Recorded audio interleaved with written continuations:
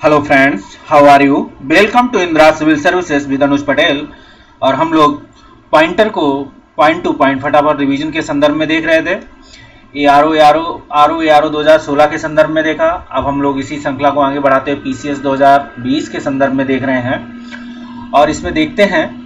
और जो श्रृंखलाएं बची हुई हैं, आज हम लोग हिस्ट्री से शुरुआत करेंगे, जिसमें प्राचीन और मध्यकालीन दोनों एक साथ हैं। लेकिन मैंने इस श्रृंखला को 6 भागों में तोड़ा हुआ है और पार्ट बाय पार्ट, कि हमने देखा है कि आप लोगों को ज़्यादा लंबे वीडियो पसंद नहीं आ रहा है। तो चलिए स्टार्ट करते हैं।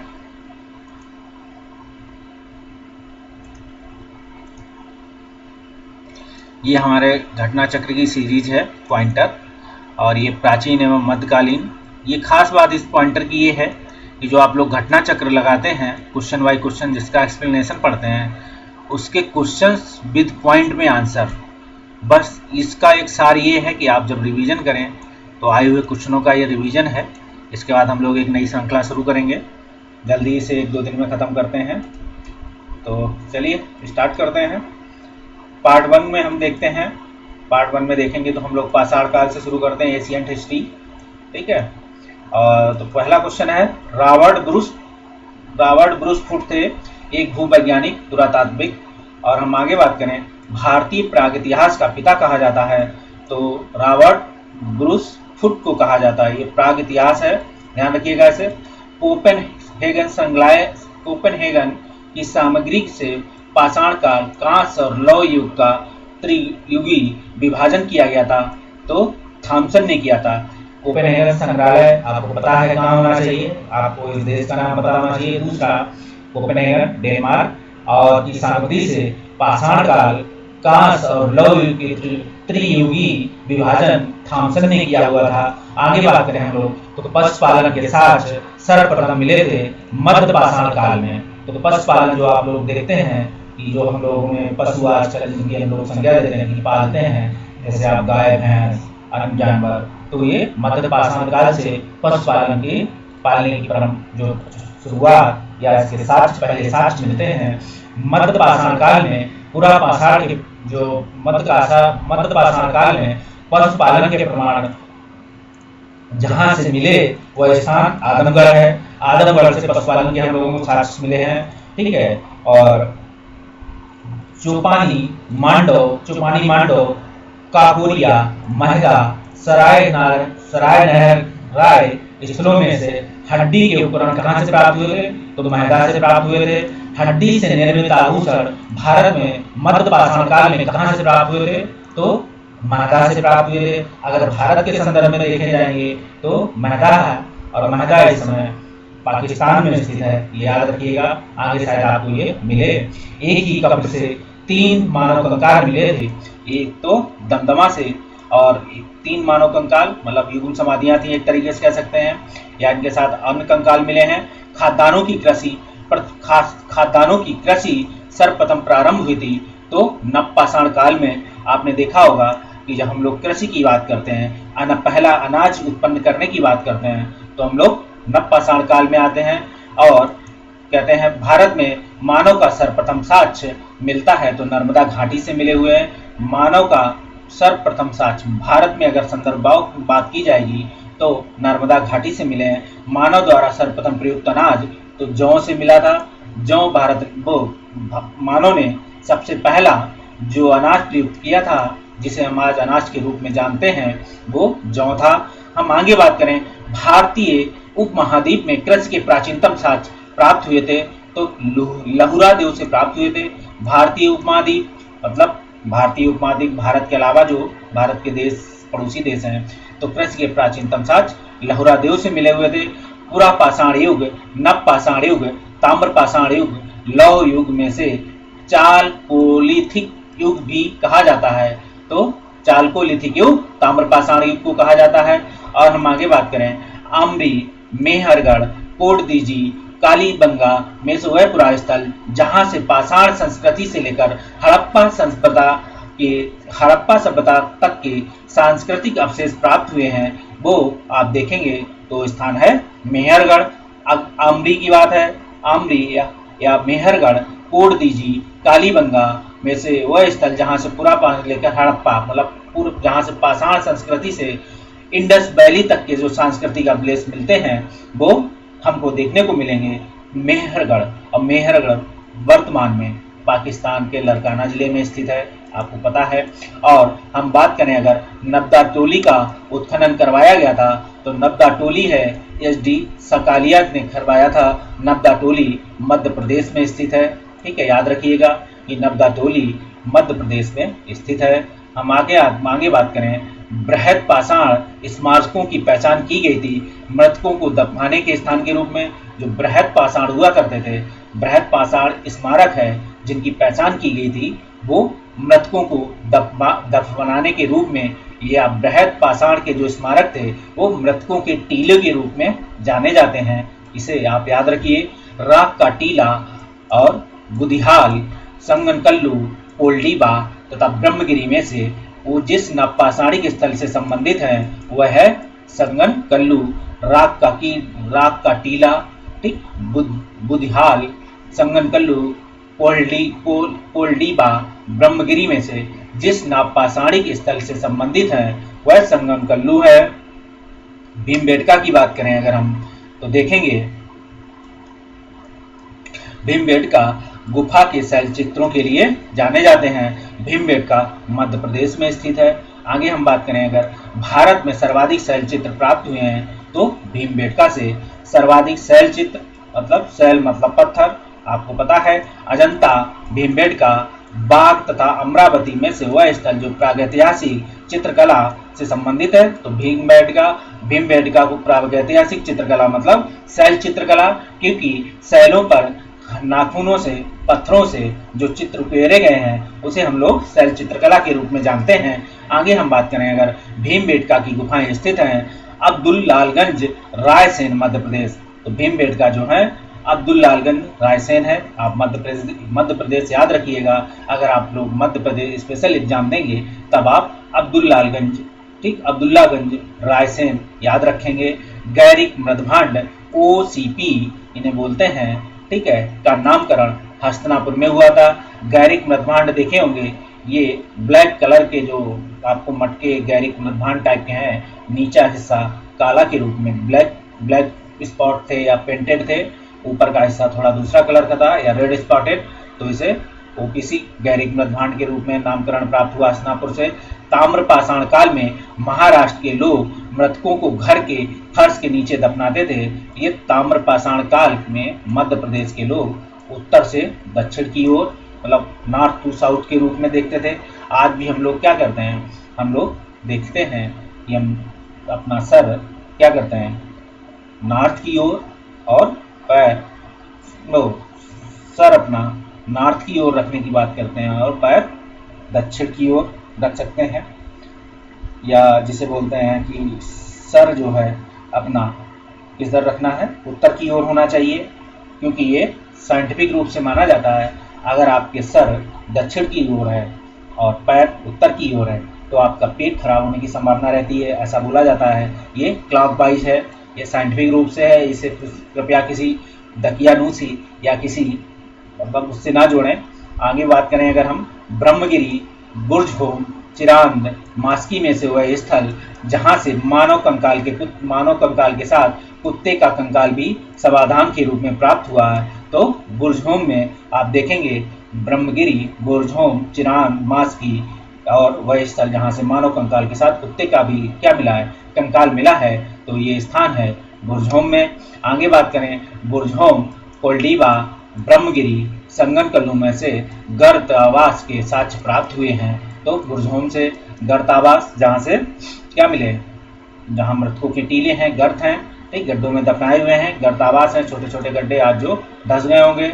बिंद क्षेत्र का वह शिलाश्रय जहाँ से सर्वाधिक मानव कंकाल मिले हैं, ठीक है, बिंद क्षेत्र का वह शिलाश्रय जहाँ से सर्वाधिक मानव कंकाल मिले हैं उसे हम लखेरी या लखैया के रूप में जानते हैं, लेखिया के रूप में जानते हैं। आगे हम बात करें भारतीय पुरातात्विक सर्वेक्षण संस्कृति पर्यटन विज्ञान एवं प्रौद्योगिकी मानव संसाधन विकास मंत्रालय विभागों से संलग्न कार्यालय है। सांस्कृतिक मंत्रालय है। भारतीय पुरातात्विक सर्वेक्षणों के प्रथम महानिदेशक जॉन मार्शल को माना गया है। भारतीय पुरातात्विक सर्वेक्षण के प्रथम महानिदेशक जॉन मार्शल हैं। राष्ट्रीय मानव संग्रहालय भोपाल में स्थित है। ठीक है, राष्ट्रीय मानव संग्रहालय भोपाल में स्थित है। हम अब आगे बात करें सैंधव सभ्यता एवं संस्कृति सभ्यता के रूप में मानव समाज विलक्षण है क्योंकि वह मुख्यतः आश्रित होता है संस्कृति पर। हड़प्पा संबंध है सिंधु घाटी सभ्यता से।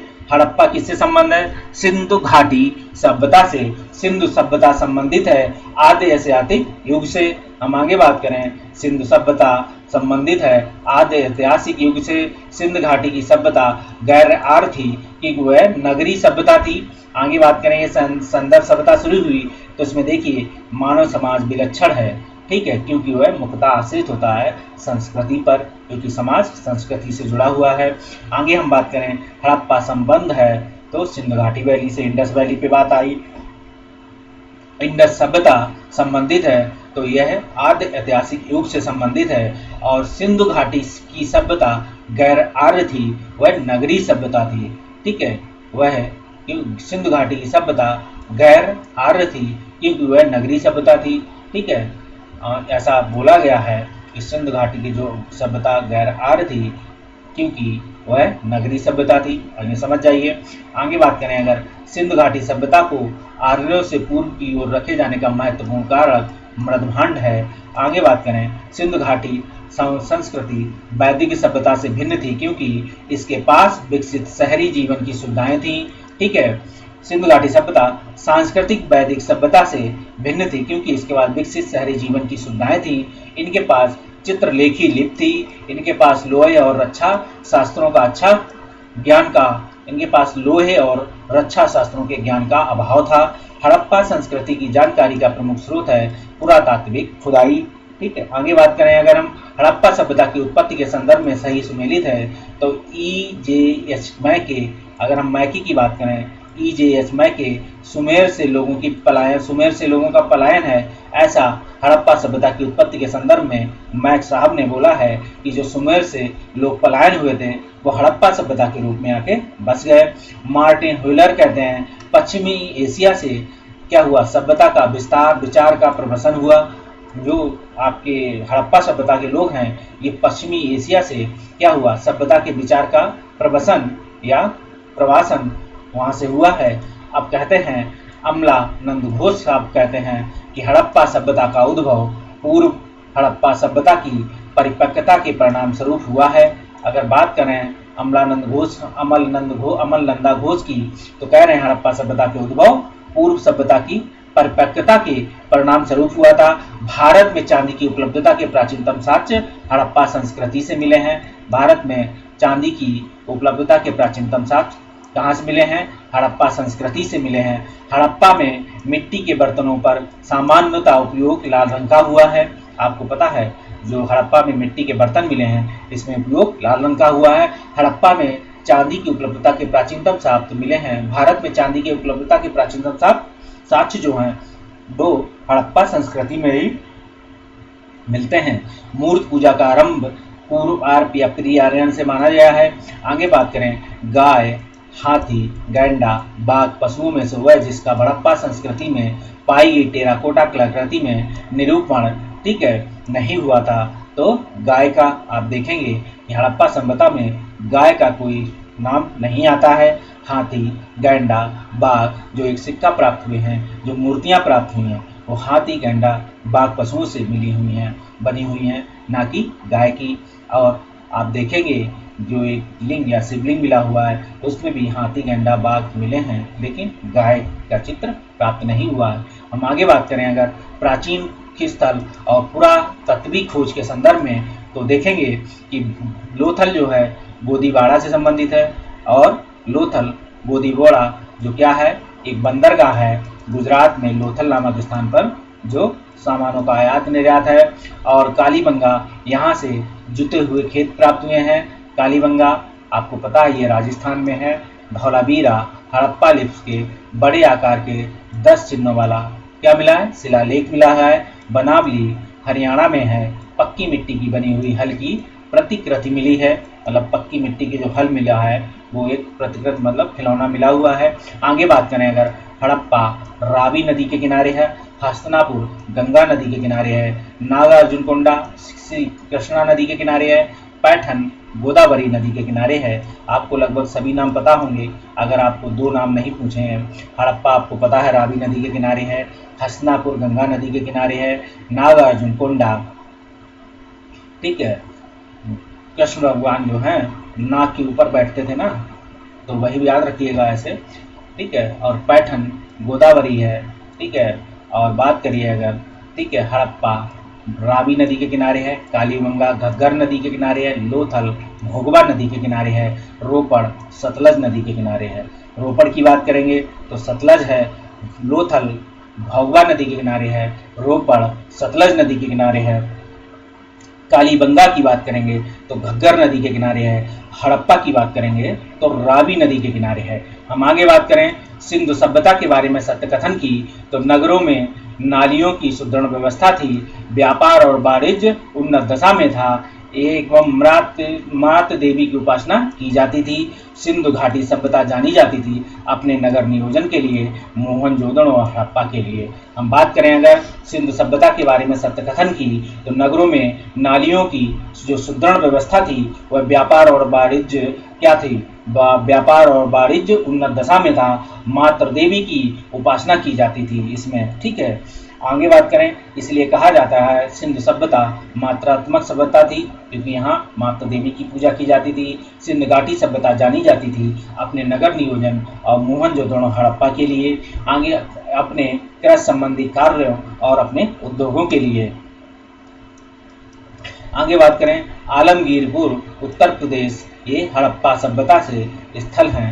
लोथल गुजरात में, कालीबंगा राजस्थान में, रोपड़ जो कहाँ पे है? पंजाब में है। और रोपड़ सतलज नदी पे भी है। आलमगीरपुर उत्तर प्रदेश है। बनावली हरियाणा है। दैमाबाद महाराष्ट्र है। राखीगढ़ी हरियाणा है। आगे बात करें हड़प्पा स्थल और स्थित के बारे में, तो मांडा जम्मू कश्मीर में है। दायमाबाद महाराष्ट्र में है। कालीबंगा राजस्थान में है। राखीगढ़ी हरियाणा में है। आगे बात करें हड़प्पा सभ्यता के, यहाँ हड़प्पा संस्कृति के सिंध में अवस्थित है। मोहनजोदड़ो, चूहनदोदड़ो, जोडेर जोदड़ो, आमिरी, कोटदीजली, अली मुराद। आगे बात करेंगे हड़प्पा सभ्यता के सिंध में अवस्थित है, तो मोहनजोदड़ो, चूहनदोदड़ो, जुडेर जोदड़ो, आमरी, कोटदीजी, आली मुराद, कोटदीजी अली मुराद के रूप में। चूहनदड़ो के उत्खनन के निर्देशन, चूहनदड़ो, ठीक है, और के उत्खनन का निर्देशन J.H. मैके ने किया था। आगे बात करें अगर कालीबंगा, हड़प्पा, लोथल, आलमगीरपुर में से सिंधु घाटी सभ्यता का वह स्थान जो अब पाकिस्तान में है वो हड़प्पा में के रूप में जाना जाता है, वो हड़प्पा है। रंगपुर जहां हड़प्पा की समकालीन सभ्यता थी वह सौराष्ट्र के रूप में जानी जाती है। रंगपुर जहां हड़प्पा की समकालीन सभ्यता है सौराष्ट्र के रूप में जानी जाती है। आगे बात करें दधेरी एक परावर्ती हड़प्पा पुरास्थल है, तो दधेरी पंजाब का है। आगे बात करें अगर हम, तो हड़प्पा मोहनजोदड़ो लोथल में से सिंधु सभ्यता का वह स्थान जो भारत में स्थित है, तो लोथल गुजरात में स्थित है। वह नगर हड़प्पाई नगर या हड़प्पी नगर जिसका प्रतिनिधित्व लोथल के पुरातात्विक स्थल करता है, वह नदी पर किस नदी पर स्थित है? तो भोगवा नदी पे है। सिंधु घाटी सभ्यता का पतन लोथल था। सिंधु घाटी सभ्यता का पत्तन नगर बोला जाता है, तो लोथल को सिकंदरिया, लोथल, महास्थानगढ़, नागपट्टनम में से वह हड़प्पा का बंदरगाह, तो लोथल को माना गया है। कालीबंगन, रोपड़, पाटिलपुत्र, लोथल में से वह जो सिंधु नदी घाटी सभ्यता से संबंधित नहीं है, तो पाटिलपुत्र के संदर्भ में। भारत का सबसे बड़ा हड़प्पन पुरास्थल राखीगढ़ी से संबंधित है। भारत का सबसे बड़ा हड़प्पन पुरास्थल राखीगढ़ी को माना गया है, ठीक है। ऐसा याद रखिएगा कि भारत का जब सबसे बड़ा पुरास्थल बोला जाएगा तो उसे राखीगढ़ी नाम दिया जाएगा। हड़प्पा सभ्यता का सबसे बड़ा पुरा स्थल, ठीक है। भारत में देखा जाएगा तो हड़प्पन पुरा स्थल तो राखीगढ़ी। अगर हड़प्पा का सबसे बड़ा स्थल देखोगे तो आप मोहनजोदड़ो का नाम देंगे। तो यही है, हड़प्पा सभ्यता का सबसे बड़ा पुरा स्थल मोहनजोदड़ो है। सिंधु घाटी के लोग निवास करते थे मातृ शक्ति के रूप में। सिंधु घाटी के लोग पूजा करते थे मातृ देवी की, पशुपत की और लिंग एवं यौन की, पशुओं की, नागों की एवं वृक्षों की। अगर हम आगे बात करें, सिंधु घाटी सभ्यता की खोज निकालने में जिन दो भारतीयों का नाम जुड़ा हुआ था वो राखलदास बनर्जी मोहनजोदड़ो की खोज तथा दयाराम साहनी हड़प्पा की खोज, ठीक है। राखलदास बनर्जी का नाम आएगा तो मोहनजोदड़ो की खोज की थी, और दयाराम साहनी का नाम जब जुड़ेगा तो हड़प्पा की खोज के संदर्भ में। आगे हम बात करें अगर, तो हड़प्पा दयाराम साहनी के संदर्भ में है, लोथल ISR राव के संदर्भ में है, सुरकोटदा JP जोशी के नाम है, धौलावीरा JP जोशी के नाम है। सुरकोटदा और धौलावीरा JP जोशी दोनों नाम जुड़े हुए हैं। और लोथल और हड़प्पा का नाम दयाराम साहनी है, लोथल ISR राव के संदर्भ में है, इन्होंने खोज की थी। हड़प्पा का उत्खनन करने का प्रथम पुरातात्विक साक्ष्य ये कनिंघम को जाता है, ठीक है। प्रथम अगर पुरातात्विक साक्ष्य देखेंगे तो कनिंघम को माना जाएगा। RD Banerjee, KN Dixit, MS बस व BA स्मिथ में से वह जो हड़प्पा एवं मोहनजोदड़ो के उत्खनन से संबंधित नहीं था, तो BA स्मिथ जो है इनसे जो संबंधित नहीं थे। आगे हम बात करें, सिंध सभ्यता की विकसित अवस्था में हम बात करेंगे हड़प्पा, कालीबंगा और लोथल मोहनजोदड़ो में से वह स्थान जो घरों में से कुओं के अवशेष मिले हैं। तो मोहनजोदड़ो से घरों से कुओं के अवशेष मिले हैं। सही कालक्रम की बात करें अगर, तो नगर संस्कृति की बात सबसे पहले, फिर लोहे का हल, फिर आहत मुद्रा, सोने के सिक्के, ठीक है। सोने के सिक्के अगर देखोगे तो भारत में देखोगे तो इसके समय बिम्कटभिषज, इन्हीं को हम लोग आहत, चांदी की मुद्राएं भी बोला, चांदी की मुद्रा भी चलाई थी, उन्हें आहत मुद्रा कहा जाता है। आप इसे गुप्त साम्राज्य में देखेंगे। तो सही क्रम देखेंगे अगर, सबसे पहले नगर संस्कृति मतलब हड़प्पा सभ्यता, फिर लोहे का हल क्योंकि लोहे का ज्ञान हड़प्पा वासियों को नहीं था। इसके बाद बात आएगी आहत मुद्रा का, इसके बाद सोने का सिक्का। सर्वप्रथम जिस धातु का उपयोग किया गया था वह तांबा था, ठीक है। हाथी दांत का पैमाना हड़प्पा संदर्भ में मिला है तो लोथल से, हाथी दांत का पैमाना हड़प्पी संदर्भ में मिला हुआ है तो लोथल से मिला हुआ है। हड़प्पा कालीन स्थलों में से अभी तक जिस धातु की प्राप्ति नहीं हुई है वह लोहा की प्राप्ति नहीं हुई है। आलमगीरपुर, लोथल, मोहनजोदड़ो, बनावली में से वह स्थल जो घग्गर और उसकी सहायक नदियों में घटित है स्थित है तो बनावली में स्थित है। बनावली हरियाणा में स्थित है। हम आगे बात करें अगर सही कालक्रम, तो मोहनजोदड़ो, हड़प्पा, रोपड़ एवं कालीबंगा सिंधु घाटी सभ्यता के प्रमुख स्थल हैं। हड़प्पा के लोगों ने सड़कों एवं नालियों के जाल के साथ नियोजित शहरों का विकास किया है। हम आगे बात करें मोहनजोदड़ो सही क्रम की बात है तो देखते हैं कि मोहनजोदड़ो, हड़प्पा, रोपड़ और कालीबंगा सिंधु घाटी सभ्यता के प्रमुख स्थल। तो हड़प्पा के लोगों ने सड़कों तथा नालियों के जाल नियोजित शहरों का विकास भी किया होगा। आपने देखा होगा हड़प्पा की सड़कें सड़क नियोजन के संदर्भ पर समकोण में काटती थी और इनके जो ग्रिड था, जाल थी जो नालियों का और सड़कों का, वो सुनियोजित व्यवस्था में बनाया हुआ था। आगे हम बात करें अगर मोहनजोदड़ो और हड़प्पा नगर अब विलुप्त हो गए हैं तो इसका कारण है तो क्योंकि वह खुदाई के दौरान प्रकट हुए थे, ठीक है। दोनों कथन सही हैं लेकिन व्याख्या नहीं कर रहे हैं। शुरू से देखने को मिल जा रहा है कि प्रकट हुए हैं, विलुप्त हुए हैं तो प्रकट हुए थे, ठीक है। तो ये आर दोनों सही हैं, ठीक है। आर सही स्पष्टीकरण नहीं है ए का, ठीक है, इन्होंने लिखा हुआ है, ठीक है। और देख लेते हैं एक बार, मोहनजोदड़ो तथा हड़प्पा नगर अब विलुप्त हो गए हैं क्योंकि वह खुदाई के दौरान प्रकट हुए थे। वह खुदाई के दौरान प्रकट हुए थे इसलिए मोहनजोदड़ो हड़प्पा नगर विलुप्त हो गए हैं। आपको दोनों क्वेश्चन मिलाप नहीं कर रहे हैं, आपको लग रहा है मिल नहीं रहे हैं। हड़प्पा संस्कृति के संदर्भ में शैलकृत स्थापत्य कला के प्रमाण मिले हैं। कहाँ पे? धौलावीरा से। हड़प्पा संस्कृति के संदर्भ में शैलकृत स्थापत्य कला के प्रमाण धौलावीरा से मिले हैं। धौलावीरा जिस राज्य में स्थित है वह गुजरात में स्थित है। वह हड़प्पी नगर जो 3 भागों में विभक्त है, तो हड़प्पी नगर बात करेंगे तो 3 भागों की बात करेंगे तो धौलावीरा के संदर्भ में है।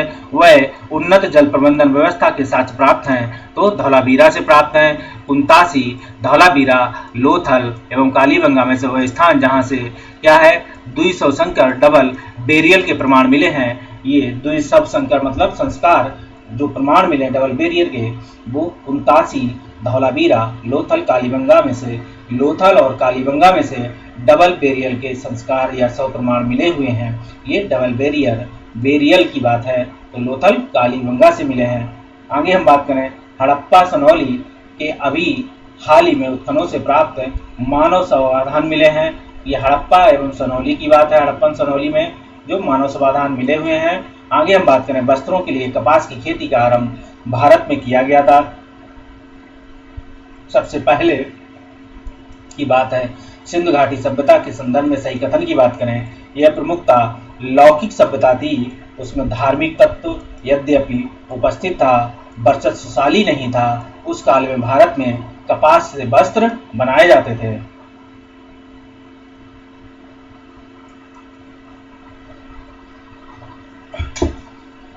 आगे हम बात करें अगर तो सिंधु सभ्यता के संदर्भ में सही कथन है, वे देवियों एवं देवताओं दोनों की पूजा करते थे। सिंधु सभ्यता में देखोगे वो देवियों की पूजा करते थे और लिंग देवताओं के संदर्भ में क्योंकि लिंग की पूजा होती थी जो शिव भगवान का प्रतीक माना जाता है, और कुछ जानवरों और वृक्षों को भी पूजा जाता था। आगे बात करें अगर हम सिंधु घाटी सभ्यता से संबंध विख्यात वृषण मुद्रा प्राप्त हुई थी तो मोहनजोदड़ो से। अगर वृषण मुद्रा की बात हुई और सिंधु घाटी की बात हुई तो आप मोहनजोदड़ो मारेंगे। वह पशु जिसका अंकन हड़प्पा संस्कृति की मोहरों पर नहीं मिलता है, घोड़ा, गाय एवं ऊंट। ये हड़प्पन संस्कृति में ना देखिए घोड़ा नहीं पाया गया है, गाय नहीं पाया गया है, ऊंट नहीं पाया गया, ये मोहरों पे नहीं मिलता। लेकिन घोड़े का ऐसा माना गया है कि घोड़े के कुछ साक्ष्य हमको लोथल के आसपास प्राप्त हुए हैं। या तो वो हमारे यहाँ निर्यात किए हुए घोड़े थे जिसे सुमेरियन की तरफ से आए हुए हैं सो, लेकिन भारत में ऐसे सौ नहीं मिले हैं। अगर पूछा जाए कि साक्ष्य के संदर्भ में अगर घोड़ा दिया हो तो आप इसे सोच समझ के मारेंगे। जिस पशु के अवशेष सिंधु घाटी सभ्यता में प्राप्त नहीं हुए हैं वह है शेर के संदर्भ में। ठीक है, मृत पट्टिका पर उत्कीर्ण सिंह युक्त देवता की कृति मिली है तो कालीबंगा से मिली है। मृत पट्टिका पर उत्कीर्ण सिंह युक्त देवता, ठीक है, मृत पट्टिका एक मिली हुई थी जिसपे सिंह युक्त देवता मिले थे। वो कृति कहाँ से प्राप्त हुई है तो वो कालीबंगा से प्राप्त हुई है। आगे बात करें हड़प्पा जो नील नदी के सभ्यता जो नील नदी के तट पर थी उसे हम मिस्र की सभ्यता कहते हैं। ठीक है, माया अगर एक देखा जाए इनको मिलाने के संदर्भ में तो इनको देखा जाएगा इन उत्तर से दक्षिण इन सभ्यताओं को मिलाना है। ठीक है, माया, एस्टेक, मुइस्का, इंका।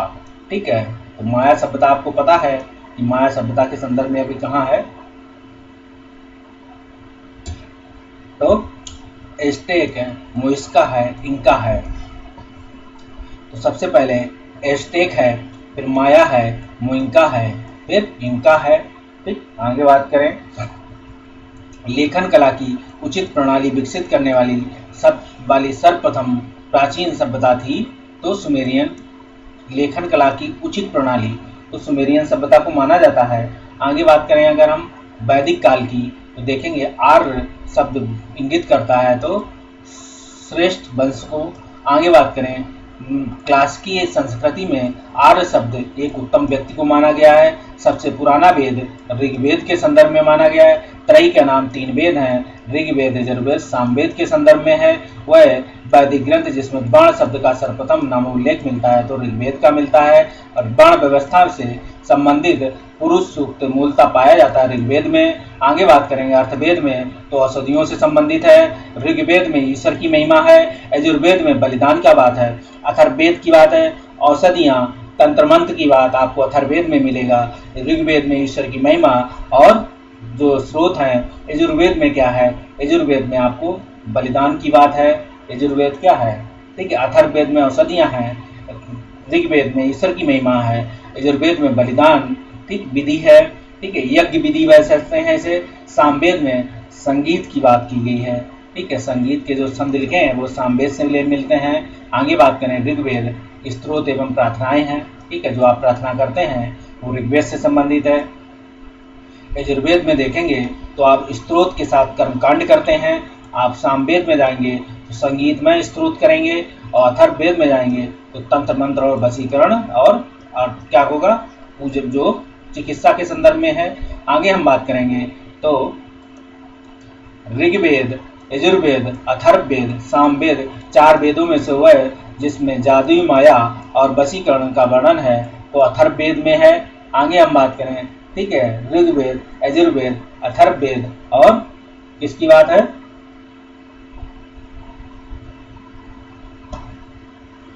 ऋग्वेद, यजुर्वेद, अथर्ववेद एवं सामवेद 4 वेदों में से वह जिसमें जादुई माया वशीकरण है तो अर्थवेद में है। ऋग्वेद में रचनाएं 1028 हैं। अगर हम ऋग्वेद की रचनाओं के संदर्भ में बात करें, रचनाएं कितनी हैं तो 1028 हैं। आगे हम बात करें ऋग्वेद में मंडल हैं तो 10 हैं। आगे बात करें ऋग्वेद का जो ब्राह्मण है उसे हम ऐतरेय ब्राह्मण के रूप में जानते हैं।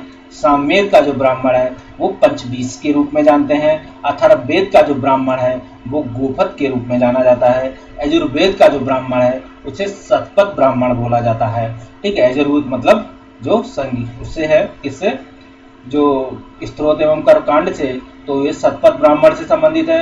अथर्ववेद में गोपथ के रूप में माना गया है ब्राह्मण को, और सामवेद में जो ब्राह्मण है वो पंचबीरा के रूप में माना गया है सामवेद, ठीक है। और आगे बात करें ऋग्वेद के संदर्भ में तो ऐतरेय ब्राह्मण माना गया है। ऋग्वेद का मंडल जो पूर्णता सून से संबंधित है तो 9वें मंडल के रूप में संबंधित है। यज्ञ संबंधी विधि विधानों का पता चलता है यजुर्वेद से। आगे बात करें यजुर्वेद, सामवेद, अथर्ववेद वह जिसका संकलन ऋग्वेद नदी पर आधारित है, ठीक है, जिसका संकलन ऋग्वेद पर आधारित है तो उसे हम सामवेद के रूप में जानते हैं। तक्षशिला, अजंती खेड़ा, कौशाम्बी, हस्तिनापुर में से वह स्थल जिसकी खुदाई से लौह धातु के प्रचलन के प्राचीनतम प्रमाण मिले हैं तो अजंती खेड़ा के रूप में मिलते हैं। तक्षशिला, अजंती, अंतरजी खेड़ा, कौशाम्बी, हस्तिनापुर में से वह स्थल जिसकी खुदाई से लौह धातु के प्रचलन के प्राचीनतम प्रमाण अजंती खेड़ा से मिले हैं या अंतर जी खेड़ा से मिले हैं। आगे हम बात करें अगर उपनिषदों का मुख्य विषय दर्शन है, और उपनिषद की बात करेंगे तो दर्शन की मुख्य विषय है इनका ऋग्वेद, परवर्ती संहिताएं, ब्राह्मण तथा उपनिषद में थे वह वैदिक साहित्य जिसमें मोक्ष की चर्चा मिलती है तो उपनिषद में मिलती है। और मोक्ष शब्द सबसे पहले उल्लेखित हुआ था श्वेतांबर या श्वेतास्वर उपनिषद में मोक्ष के संदर्भ में जो मिला हुआ था। आगे हम बात करेंगे अध्यात्म ज्ञान के विषय में नचिकेता यम का संवाद कठोर उपनिषद में मिलता है। उपनिषद काल में राजा अश्वपति शासक थे कैकेयी के। उपनिषद काल में राजा अश्वपति शासक कैकेयी थे। अब वैदिक साहित्य का सही क्रम देखेंगे तो वैदिक संहिताएं ब्राह्मण, आर्यणक और उपनिषद की बात है। वैदिक संहिताएं हैं, ब्राह्मण हैं, आर्यणक हैं और उपनिषद हैं। आरंभिक वैदिक संहिताओं में सर्वाधिक वर्णित नदी सिंधु नदी है। वैदिक नदी अस्कनी की पहचान की जाती है वो चेनाब नदी के रूप में। वैदिक नदी अस्कनी की पहचान चेनाब नदी के रूप में की जाती है, और वैदिक नदी अस्कनी की पहचान चेनाब नदी के रूप में की जाती है।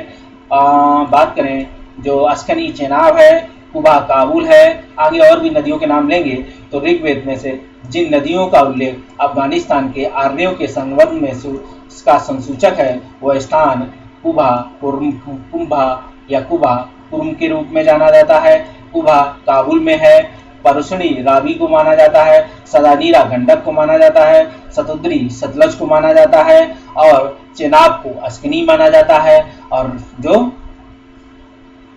कुबा जो आपको पता है कुर्म या कुबा वो काबुल के रूप में है। काबुल नदी उसी नदी काबुल उसी नदी के तट पर भी स्थित है।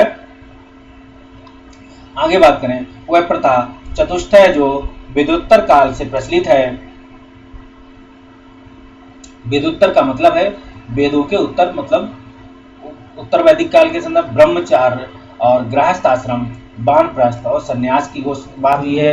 सबसे पहले ब्रह्मचर्य, फिर गृहस्थ आश्रम, फिर वानप्रस्थ, फिर संन्यास। धर्म और ऋतु क्या है? धर्म और ऋतु भारत की प्राचीन वैदिक सभ्यता के एक केंद्रीय विचार को चित्रित करने के इस संदर्भ में सत्य कथन है। धर्म व्यक्ति के व्यक्तिगत दायित्वों का स्वयं एक दूसरे के प्रति व्यक्तिगत कर्तव्यों की संकल्पना तथा ऋतु मूलभूत नैतिक विधान था जो सृष्टि एवं उसमें अंतर्निहित सारे तत्वों के उल्लेखों को क्या है संचालित करता था।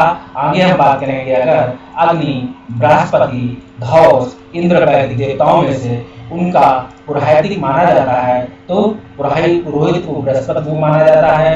लोक मुद्रा, गार्गी, लीलावती, सावित्री और ब्रह्म बादनी जिसमें से कुछ वेदों की रचना की थी, ठीक है, वह ब्रह्मवादी जिसने कुछ वेदों की रचना की थी। ये सभी क्या हैं? ये सभी विदुषी महिलाएं हैं जिन्होंने क्या किया, तब किया था। छाया की लोपामुद्रा, गार्गी, लीलावती, सावित्री, लेकिन जो कुछ वेदों की रचना या मंत्रों की रचना करने वाली का नाम है लोपामुद्रा। आगे हम बात करें, अगर वैदिक काल में निष्क शब्द का प्रयोग स्वर्ण आभूषण के लिए होता था, किंतु परवर्ती काल में उसका उपयोग सिक्के के रूप में किया गया। विधिवत में देखेंगे तो निष्क जो है स्वर्ण आभूषण के लिए किया जाता था। निष्क जो है गले में पहनने वाला हार को माना जाता था, और किंतु परवर्ती काल में उसका उपयोग सिक्के के रूप में होने लगा। उत्तर वैदिक काल में निष्क आभूषण गले का था, ठीक है। वैदिक काल में देखेंगे तो ये निष्क जो गले का हार था, गले का हार पहना जाता। 14वीं सदी ईस्वी में पूर्व बैवज कोई अभिलेख महत्वपूर्ण है, क्योंकि वहां से प्राप्त अभिलेखों में से वैदिक देवताओं एवं देवियों का नामोल्लेख प्राप्त होता है। वहां से प्राप्त अभिलेखों में से वैदिक देवताओं एवं देवियों का क्या है, बोगज कोई कहाँ है, एशिया माइनर के रूप में है, ठीक है। ये देखेंगे यहाँ से प्राप्त अभिलेखों में से वैदिक देवताओं एवं देवियों का नामोल्लेख प्राप्त होता है। हम आगे बात करेंगे, मानसेहरा, सहबाजगढ़ी, बोगाजकोई, जूनागढ़ अभिलेखों में से वह जो ईरान से भारत में आर्यों के आने की सूचना देता है, ठीक है।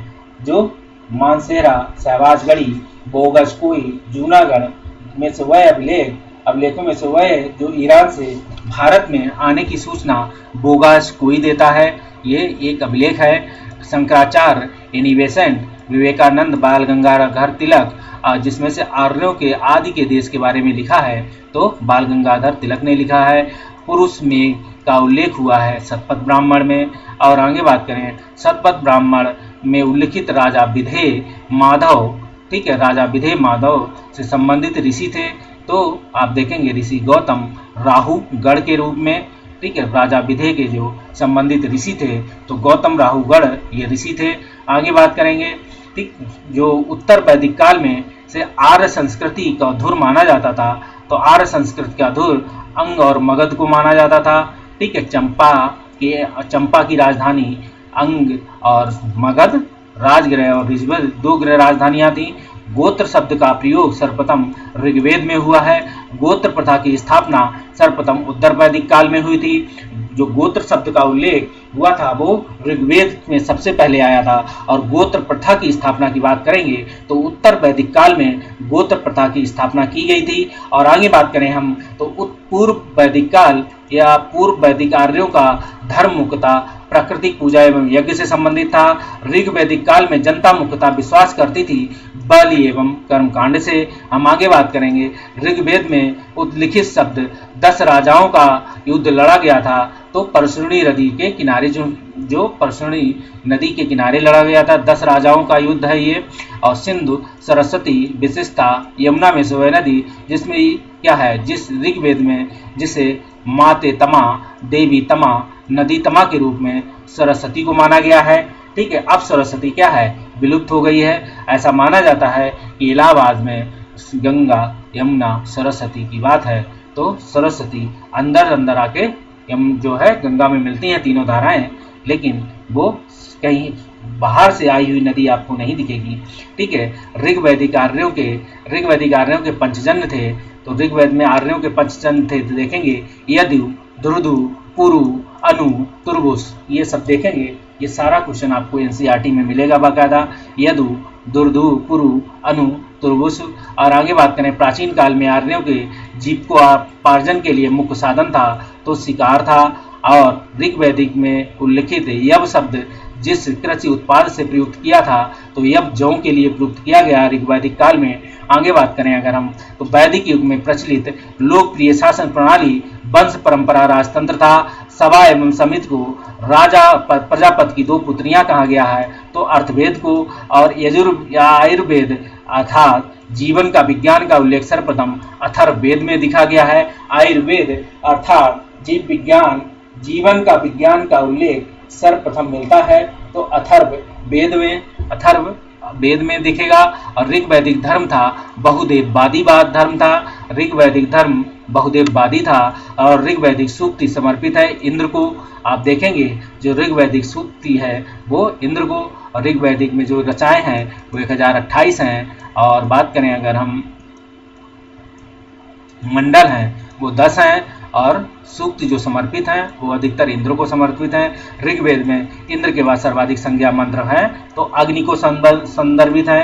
ऋग्वेद में युद्ध देवता समझा जाता है तो इंद्र को माना जाता है। और पूर्व वैदिक आर्यों का सर्वाधिक लोकप्रिय देवता, ठीक है, पूर्व वैदिक आर्यों का, ठीक है, सर्वाधिक देवता इनको इंद्र को माना जाता है। 800-600 ईसा पूर्व काल का जुड़ा हुआ ब्राह्मण युग माना जाता है। जो 800 से 600 ईसा पूर्व का काल था वो ब्राह्मण युग माना जाता है। गायत्री यंत्र का नाम से प्रसिद्ध सर्वप्रथम जो मिलता है वो ऋग्वेद में मिलता है। गायत्री मंत्र के नाम से प्रसिद्ध मंत्र सर्वप्रथम ऋग्वेद में मिलता है। आगे बात करें अगर हम, गायत्री मंत्र की रचना विश्वामित्र ने की थी। और सर्ग, प्रतिसर्ग, वंश, मनमंत्र और वंशानुचरित के संकेतक हैं पुराणों के। ठीक है, आप सर्ग, प्रतिसर्ग, वंश, मनमंत्र ये सब पुराणों के जो संकेतक हैं, जो वंशानुचरित हैं। पुराणों की संख्या 18 है। श्रीमद् भागवत गीता मौलिक रूप से लिखी गई है वो संस्कृत में लिखी गई है। महाभारत मूलतः जानी जाती है जय संहिता के रूप में। आगे बात करें अगर, हिंदू पौराणिक कथा के अनुसार समुद्र मंथन हेतु जिस सर्प को रस्सी के रूप में प्रयुक्त किया जाता वह बासुकी माना जाता। बासुकी, उस सर्प का नाम बासुकी था। ठीक है, और अछूत की अवधारणा का स्पष्ट उद्भव धर्मशास्त्र के समय हुआ है। सत्यमेव जयते मुंडक उपनिषद से लिया गया है। सत्यकाम जवाल की कथा जो अनब्याही मां होने के कारण के लांछन को चुनौती देती है। ठीक है, कथा है सत्यकाम जवाल की कथा जो अनब्याही मां होने के लांछन को चुनौती देती उल्लिखित है तो वो छंदोग उपनिषद में उल्लिखित है। और ऋग्वेद की मूल लिपि थी ब्राह्मी। आप ऋग्वेद देखेंगे तो ब्राह्मी में लिखी है। वैदिक कर्मकांड में होता था संबंध, तो वैदिक कर्मकांड में होता का संबंध, होता, ठीक, ब्राह्मण जो है एक होता जिसे ब्राह्मण माना गया था तो ये ऋग्वैदिक काल में, इससे ऋग्वैदिक काल से संबंधित है। आगे हम बात करेंगे अवेस्ता। ऋग्वेद में अवेस्ता और ऋग्वेद में क्या समानता है। अवेस्ता जो है ऋग्वेद को है, जो हम भारत में जिसे ऋग्वेद कहते हैं उसी समय के अवेस्ता ईरान से संबंधित है। अवेस्ता वैदिक काल में अघन्या को गाय को माना गया है। ठीक है, अघन्या गाय को माना गया है, ये वैदिक काल में है। अब वैदिक काल में अगर कोई गाय को मार देता था तो उसे मृत्युदंड की आपको उसे सजा थी या किसी अन्य के रूप में। ऋग्वैदिक काल का प्रारंभ में महत्वपूर्ण मूल्यवान व संपत्ति समझा जाता था तो गाय को समझा जाता था। प्राचीन भारतीय समाज के प्रसंग में कुल, वंश, कोश, गोत्र शब्दों में से वह शब्द जो शेष 3 के वर्ग नहीं है तो कोश के संदर्भ में संस्कारों की संख्या 16 है। आगे बात करें, जीव को उपार्जन हेतु वेदांग पढ़ने वाला अध्यापक कहलाता था, उसे उपाध्याय के रूप में जानते थे। जो जीव को उपार्जन हेतु वेदांग पढ़ता था उसे हम उपाध्याय के रूप में जानते थे। अब हम बात करें बौद्ध धर्म के संदर्भ में तो गौतम बुद्ध का जन्म हुआ था 563 ईसा पूर्व में। आगे बात करें बुद्ध के जीवन की वह घटना जिसे महाभिनिष्क्रमण के रूप में जाना जाता था, वह ग्रह स्थान के रूप में, जो महाभिनिष्क्रमण वह ग्रह त्याग के रूप में, जब वह महाभिनिष्क्रमण करते हैं तो उसे उन्होंने घर त्याग दिया था। आगे गौतम बुद्ध की माँ संबंधित है तो कुलीय वंश से संबंधित थी। बुद्ध का जन्म लुम्बिनी में हुआ था और गौतम बुद्ध के बचपन का नाम सिद्धार्थ था। बसाड़ स्तंभ अभिलेख, निगाली सागर स्तंभ अभिलेख, रामपुरवा स्तंभ अभिलेख, रुम्मनदेह स्तंभ अभिलेख वह अभिलेख जो इस परंपरा की पुष्टि करता है कि गौतम बुद्ध का जन्म लुम्बिनी में हुआ था, वह स्तंभ है रुम्मनदेह अभिलेख। आगे हम बात करें अगर अशोक, कनिष्क, हर्ष, धर्मपाल में से वह है जिसके एक अभिलेख से सूचना मिलती है कि शाक्य मुनि बुद्ध का जन्म लुम्बिनी में हुआ था मौर्य शासक अशोक के समय। ठीक है, अशोक, कनिष्क, हर्ष, धर्मपाल में से वह है जिसके एक अभिलेख से सूचना मिलती है। ठीक है, तो मौर्य की शाक्य मुनि बुद्ध का जन्म लुम्बिनी में हुआ था और तो शाक्य मुनि बुद्ध का जन्म लुम्बिनी, जो मौर्य शासक अशोक थे इनका जो रुम्मनदेह अभिलेख है, आप देखेंगे रुम्मनदेह अभिलेख भी कहीं ना कहीं इधर से जुड़ा हुआ है और मौर्य शासक थे तो शाक्य मुनि बुद्ध जो लुम्बिनी में हुआ था। मौर्य शासक अभिलेख जो अशोक है, महात्मा बुद्ध का महापरिनिर्वाण मल्लगढ़ राज्य की राजधानी कुशीनगर में हुआ था, आपको पता है ये। और महापरिनिर्वाण मंदिर अवस्थित है तो कुशीनगर में स्थित है। अवंती, गंधार, कोसल, मगध राज्यों में से वह जिसका संबंध बुद्ध के जीवन से था तो कोसल एवं मगध के संदर्भ में था। हम आगे बात करें, गौतम बुद्ध द्वारा अपने धर्म से दीक्षित किया जाने वाला अंतिम व्यक्ति सुबुद्ध था। ठीक, गौतम बुद्ध द्वारा अपने धर्म से दीक्षित किया जाने वाला अंतिम व्यक्ति सुबुद्ध था। बुद्ध ने अपने जीवन का अंतिम वर्षा ऋतु बिताई थी तो वैशाली में।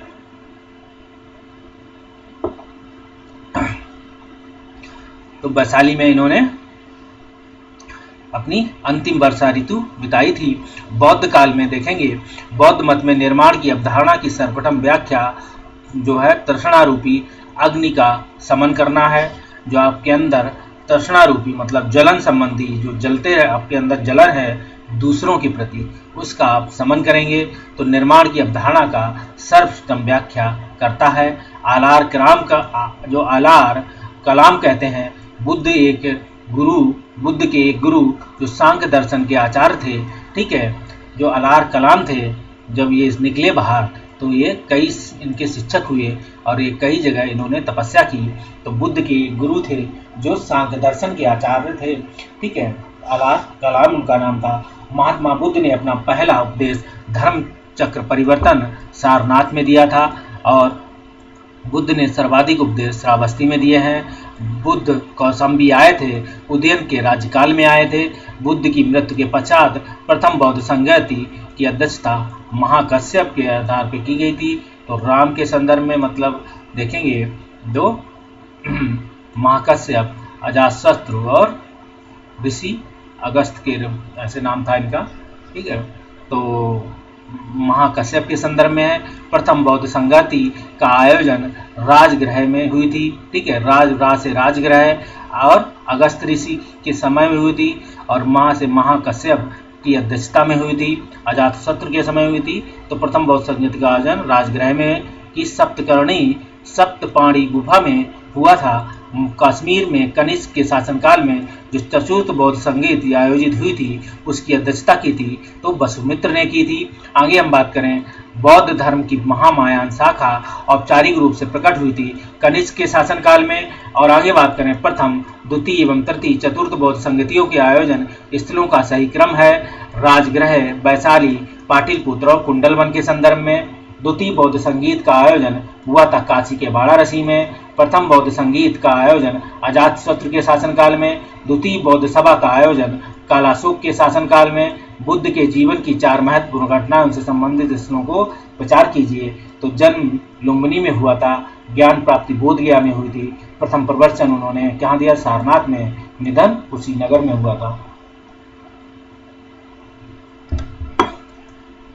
भारतीय कला में बुद्ध के जीवन की वह घटना जिसका चित्रण मृग संहिता चक्र के रूप में हुआ है।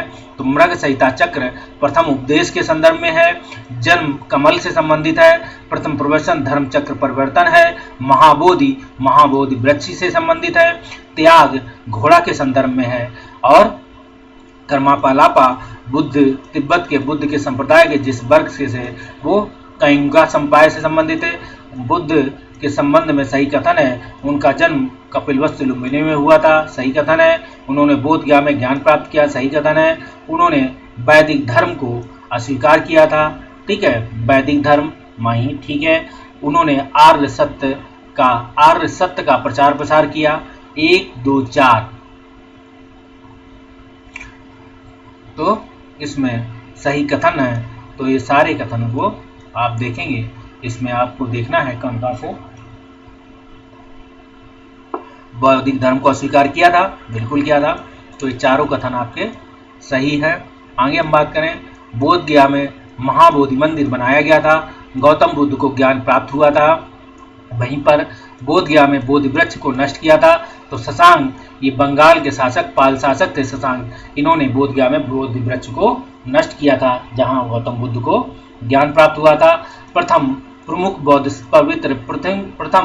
बौद्ध पवित्र स्थल जो निरंजना नदी पर स्थित है वो बोध गया के संदर्भ में है, ठीक है। और बुद्ध प्रथम उपदेश संबंधित है, आचरण की शुद्धता के एवं पवित्रता से संबंधित है। बुद्ध के जीवन काल में ही संघ का प्रमुख होना चाहता था तो देवदत्त होना चाहता था। गौतम बुद्ध ने अपनी मृत्यु के उपरांत बौद्ध संघ के नेतृत्व के लिए नामित किया था, किसी को भी नहीं नामित किया था। अष्टांग मार्ग की संकल्पना का अंग धर्म चक्र परिवर्तन सूत्र की विषय वस्तु का था, ठीक है। गौतम बुद्ध के मार्ग में सत्य कथन है, वे कर्म में विश्वास करते थे, आत्मा का शरीर में परिवर्तन मानते थे, निर्माण प्राप्ति में विश्वास करते थे। जो गौतम बुद्ध के बारे में सत्य कथन बोला जाता है वो कर्म में विश्वास करते थे, आत्मा का शरीर में परिवर्तन, मतलब आत्मा का शरीर में परिवर्तन मतलब शरीर जब मृत होता था तो आत्मा जैसे मोमबत्ती ये बुझने पर दूसरी मोमबत्ती जला ली जाती है, उसी प्रकार क्या है, उसी प्रकार जब शरीर जर्जर हो जाता है, गिर जाता है, तो आत्मा क्या है, अपना रूप बदलकर दूसरे में चली जाती है। तो वे कर्म में विश्वास करते थे, आत्मा का शरीर में परिवर्तन मानते थे और निर्माण प्राप्ति में विश्वास करते थे। हम आगे बात करें, बौद्ध संघ में भिक्षुणी के संदर्भ में स्त्रियों को प्रवेश की अनुमति बुद्ध द्वारा दी गई थी, वो वैशाली में दी गई थी। बुद्ध संघ में भिक्षुणी के रूप में स्त्रियों के प्रवेश की अनुमति बुद्ध द्वारा दी गई थी, तो वैशाली में। और त्रिपिटक बुद्ध के उपदेशों का संग्रह है। त्रिपिटक ग्रंथ संबंधित है बौद्ध धर्म से, वह बौद्ध ग्रंथ जिसमें संघ जीवन के नियम प्राप्त होते हैं तो विनय पटक में होते हैं। आगे हम बात करें, बौद्ध साहित्य जिसमें बुद्ध धर्म महात्मा बुद्ध के नैतिक सिद्धांत, नैतिक एवं सिद्धांत संबंधित प्रवचन संकलित हैं। तो सुत्त पिटक में बौद्ध साहित्य जिसमें बुद्ध के दार्शनिक सिद्धांत अभिधम्म पिटक में है, ठीक है, दार्शनिक सिद्धांत अभिधम्म पिटक में संबंधित हैं। और अशोकाराम विहार अवस्थित है पाटलिपुत्र में। अशोकाराम विहार देखेंगे तो ये पाटलिपुत्र में अशोकाराम विहार स्थित है। हम आगे बात करें तो विश्व का सबसे ऊंचा कहा जाने वाला विश्व शांति स्तूप राजगीर बिहार में अवस्थित है। 80 फुट ऊंची बड़ी प्रतिमा बोध गया में है जो निर्मित है जापानियों के द्वारा।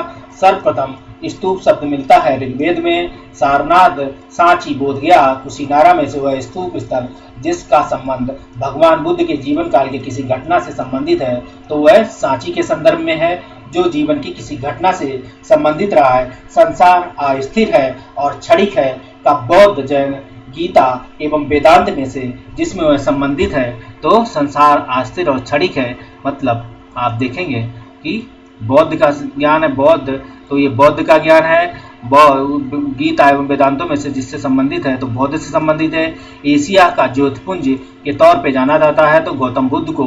और सर एडमिन अर्नाल्ड की पुस्तक the light of the Asia Lalit विस्तार पर आधारित है ये, ठीक है। The light of the Asia जो एडमिन अर्नाल्ड की पुस्तक है वो ललित विस्तार पर आधारित है। गौतम बुद्ध को एक देवता का स्थान जिस राजा के युग में प्राप्त हुआ था, ठीक है, उसे कनिष्क के शासन काल में तो कनिष्क के शासनकाल में गौतम बुद्ध को पूजा जाने लगा था, ऐसा कह सकते हैं, क्योंकि उन्होंने देवता का स्थान प्राप्त हो गया था। भारत में पहले जिन मानव प्रतिमाओं को पूजा गया तो बुद्ध को।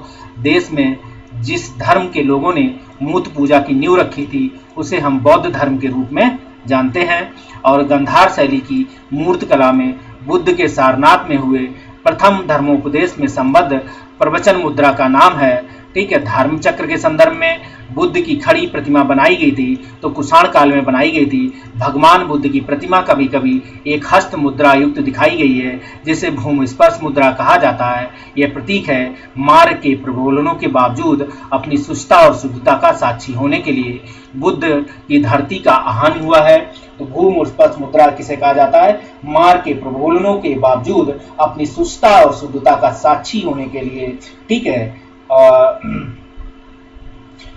इस बुद्ध का धरती का आह्वान। ठीक है, भूमि स्पर्श मुद्रा का सारनाथ बुद्ध मूर्ति संबंधित है गुप्त काल के संदर्भ में। हम आगे बात करें अगर, काली कुशीनगर मल्ल गणराज्य की राजधानी थी क्योंकि महात्मा बुद्ध का महापरिनिर्वाण कुशीनगर में हुआ था। ठीक है, कुशीनगर मल्ल गणराज्य की राजधानी थी। ठीक है, दोनों कथन सही है पर व्याख्या नहीं है, आगे याद रखिए। लोथल प्राचीन गोदी क्षेत्र था। सारनाथ प्रथम बौद्ध धर्मोपदेश था, धर्मचक्र परिवर्तन के रूप में जाना जाता है। सांची अशोक के सिंह स्तंभ शीर्ष है। और नालंदा में आप देखेंगे सांची में बौद्ध स्तूप भी है, अशोक के सिंह स्तंभ शीर्ष भी है। नालंदा में बौद्ध अधिगम का महान पीठ बैठी है। आगे हम बात करें, महायान बौद्ध धर्म नालंदा विश्वविद्यालय है जो हाल में शुरू भी हुआ है। महायान बौद्ध धर्म में बोधिसत्व अवलोकितेश्वर को जिस अन्य नाम से जाना जाता है तो पद्म पाणी के रूप में जाना जाता है। हम आगे बात करें, भारत में धार्मिक इतिहास के संदर्भ में सत्य कथन है तो बोधिसत्व अपने प्रबोध के मार्ग पर बढ़ता हुआ करुणामय है। बोधिसत्व समस्त सचेतन प्राणियों को उनके प्रबोध के मार्ग पर चलने के लिए सहायता करने के लिए स्वयं को निर्माण प्राप्ति विलंबित करता है। ठीक है, बोधिसत्व अपने प्रबोध के मार्ग पर बढ़ता हुआ करुणामय है। बोधिसत्व समस्त सचेतन प्राणियों को उनके प्रबोध के मार्ग पर चलने की सहायता करने के लिए स्वयं की निर्माण प्राप्ति विलंबित करता है। आगे हम बात करें, हीनयान अवस्था का विशालतम एवं सर्वाधिक विकसित शैलकृत चतुर्ग्रह कार्ले में है। अगर हीनयान की बात करोगे तो कार्ले में है। प्रथम हम बात करें शताब्दी ईस्वी में जिस भारतीय बौद्ध भिक्षु को चीन भेजा गया था तो नागार्जुन को भेजा गया था। शून्यता के सिद्धांत का प्रतिपादन करने वाले दार्शनिक नागार्जुन हैं। नागार्जुन जिस बौद्ध संप्रदाय के थे तो माध्यमिक संप्रदाय के थे। विक्रमशिला वाराणसी गिरनार उज्जैन में से बौद्ध शिक्षा का केंद्र विक्रमशिला माना गया है। और बौद्ध वल्लभी विश्वविद्यालय स्थित है गुजरात में। ठीक है, आगे बात करें, नालंदा विश्वविद्यालय की स्थापना गुप्त के शासनकाल में कुमारगुप्त ने की थी। नालंदा विश्वविद्यालय के संस्थापक कुमारगुप्त हैं। नालंदा विश्वविद्यालय विश्व प्रसिद्ध है बौद्ध धर्म के दर्शन के लिए। 12वीं शताब्दी के अंत तक नालंदा महाविहार का पतन हो गया था। सही की बात है, महावीर को राजकीय प्रश्रय मिलना बंद हो गया था। ठीक है, दोनों कथन सही हैं पर व्याख्या नहीं है क्योंकि अलग अलग दोनों बातें हैं। आगे हम बात करें, नव नालंदा महाविहार पाली अनुसंधान संस्थान के लिए जाना जाता है। बौद्ध धर्म एवं जैन धर्म दोनों समान रूप से विद्यमान थे। वेद प्रमाण के प्रति अनास्था, कर्मकांडों की फलता का निषेध, प्राणियों की हिंसा का निषेध, अहिंसा की बात है। बौद्ध धर्म के 4 आर्य सत्य का सही क्रम है। दुख है, दुख का कारण है तो दुख है, दुख का कारण है, दुख का निरोध है और दुख निरोध का मार्ग है। तो ये बौद्ध धर्म के 4 आर्य सत्य हैं। दुख है, दुख का कारण है, दुख का निरोध है, दुख निरोध का मार्ग है। ठीक है, आगे हम बात करें, अगर बौद्ध एवं जैन दोनों ही धर्म विश्वास करते, कर्म एवं पुनर्जन्म में दोनों ही विश्वास करते थे। पुनर्जन्म नहीं होता है, आत्मा की सत्ता। ठीक, पुनर्जन्म नहीं होता है, आत्मा की सत्ता नहीं है। ठीक है, तो ऐसा आप देखेंगे यहाँ पे क्वेश्चन छूट गया है। तो पुनर्जन्म ये बुद्ध के संदर्भ में हो सकता है, आत्मा की सत्ता नहीं है। ठीक है, आत्मा की सत्ता, दोनों अलग अलग क्वेश्चन है।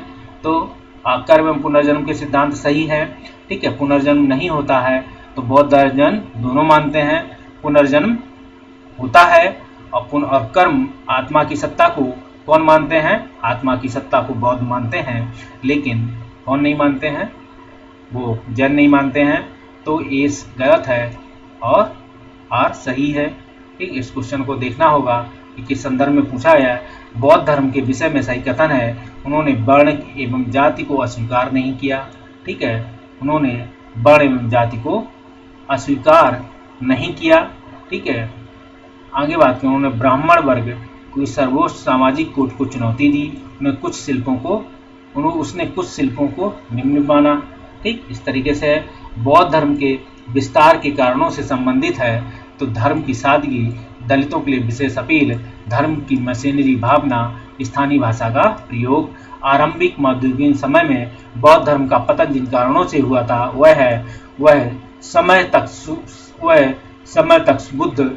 उस समय तक बुद्ध विष्णु के अवतार समझे जाने लगे, वैष्णव धर्म का हिस्सा बन गए, ठीक है।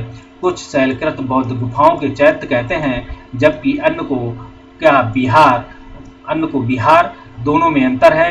चैत्य पूजा स्थल होता है, ठीक है। शैलकृत बौद्ध गुफाओं को चैत्य कहते हैं, जबकि अन्य को विहार। चैत्य को हम पूजा स्थल, जबकि विहार बौद्ध भिक्षुओं के निवास स्थल के रूप में माने गए हैं। बौद्ध शाखा जो सुल्तानी युग में प्रभावशाली थी, तो वज्रयान शाखा जो है सुल्तानी युग में प्रभावशील थी। तो इस तरीके से चलिए हम लोगों ने पहला पार्ट खत्म किया। हम लोग अगले पार्ट में मिलते हैं, तब तक के लिए बाय बाय।